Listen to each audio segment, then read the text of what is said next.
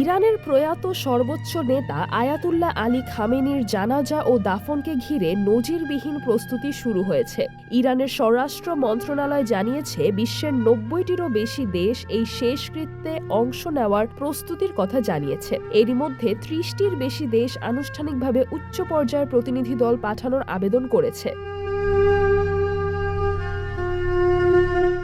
সরকারের ভাষ্য অনুযায়ী বিশ্বের বিভিন্ন দেশের আলেম, ধর্মীয় নেতা, শিক্ষাবিদ ও রাজনৈতিক ব্যক্তিত্বদের ব্যাপক অংশগ্রহণ নিশ্চিত করতে কয়েকদিন ব্যাপী কর্মসূচি আয়োজন করা হয়েছে। তেহরান, কোম, মাশহাদ এবং ইরাকে ধাপে ধাপে জানাজা ও শোকানুষ্ঠান অনুষ্ঠিত হবে।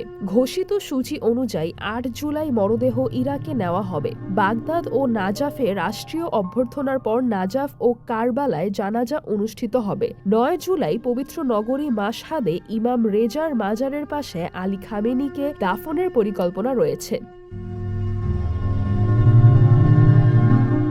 ইরানের নিরাপত্তা, পরিবহন, গণমাধ্যম ও আন্তর্জাতিক সমন্বয়ের জন্য পৃথক বিশেষ কমিটি গঠন করা হয়েছে। অনুষ্ঠান উপলক্ষে বিভিন্ন প্রদেশের সরকারি ছুটিও ঘোষণা করা হয়েছে। রাজধানী তেহরানে মেট্রো ও বাস বিনা ভাড়ায় চলবে এবং বিদেশি গণমাধ্যমের জন্য বিশেষ ব্যবস্থা রাখা হয়েছে।